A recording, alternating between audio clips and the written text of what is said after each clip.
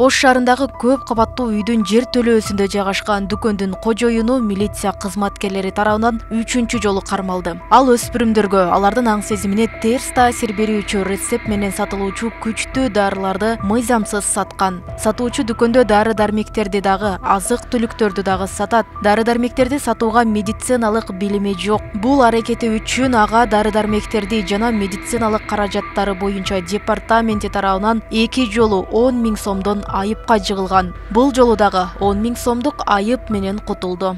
Акыркы эле мезгилдерде ушуга окшогон учурлардан биздин милиция кызматкерлери 2 айдын аралыгында эле 4 фактыны аныкташты да. Ал эми могул акыркы факт чындыгын айтканда адамгерчиликтен дагы чегинен чыккан фактын элестетет да. Бул учурдагы мыйзамдардын кемчилдик жактарынан, күчсүз жагынан пайдаланып туруп 3-чү ирет кармалып атат. Ушул дарыларды жаш өспүрүмдөргө сатып. Мындай күчтүү дарылар кардарга врачтын рецеби менен гана сатылышы керек. Аны өспүрүмдөр терс багытта жашыруун колдонушат. Рецептсиз жашыруун саткан дарыканалардагы жогорудагыдай эле айып пул төлөп кутулушууда. Анын айынан жаштар арасында көрүнбөгөн бирок орчундуу көйгөй күч алууда. Өлкөдө дарыкана наркоманиясы барган сайын көбөйүүдө.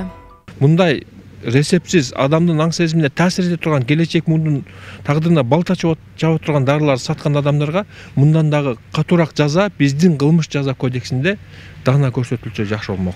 Укугу бар экен 10 000 сом штрафталат экен.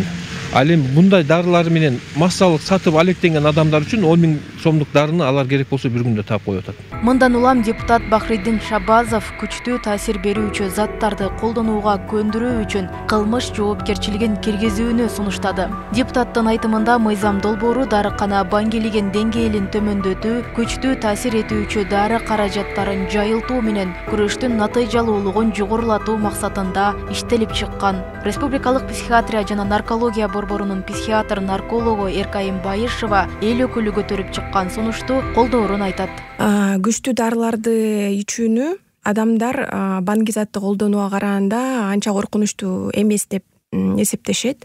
Бирок ал дарылар дагы көз карандыга алып келет.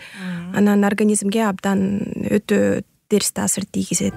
2023 жылдын ичинде күчтүү таасир этүүчү дары каражаттарын колдонгон 500 факты катталган. Колдонуучулардын көпчүлүгү 14 жаштан 18 жашка чейинки курактагы адамдар. Ал эми Оштогу психиатрия жана наркология борборунун дарыгери Бакыт Атабаев муну дарыкана наркоманиясы деп атоонун өзү жаңылыш экенин айтат. Дарыгер колдонгон жаштарга эмес, аны мыйзамсыз саткан дарыканаларга жоопкерчиликти күчөтүү керек дейт. Ошон үчүн азыр нацияны сактап калыш үчүн мен ойлойм, ушу жогору жактан, бийлик жактан, анан кийин мына күч органдар жактан ушул дарыларды, ушул суюктуктарды саткан аптека болобу же башка мекемелер болобу көзөмөлдү аябай күчөтүш керек.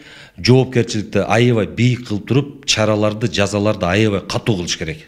Мыйзам долбоорун сунуштоо алдынан жүргүзүлгөн талдоо көрсөткөндөй, күчтүү таасир этүүчү дары каражаттарына көз каранды болуп калгандардын 40% бул кылмыштуу чөйрөгө аларды белгилүү бир адамдар көндүргөн себептерден тартылышкан. Эгер мыйзам долбоору кабыл алынса, күчтүү заттарды колдонууга көндүргөндөр 1 жылдан 3 жылга чейинки түзөтүү жумуштарына же 100 000 сомдон 200 000 сомго чейинки айыпка жыгылат, 2 жылга чейинки эркиндигинен ажыратылат. Ошол эле кадамдар үчүн бир топ адамдар 2 жылдан 5 жылга чейин эркиндигинен ажыратылышы мүмкүн. Роза Акматжан кызы, Адилбек Абдакимов, Ош ТВ.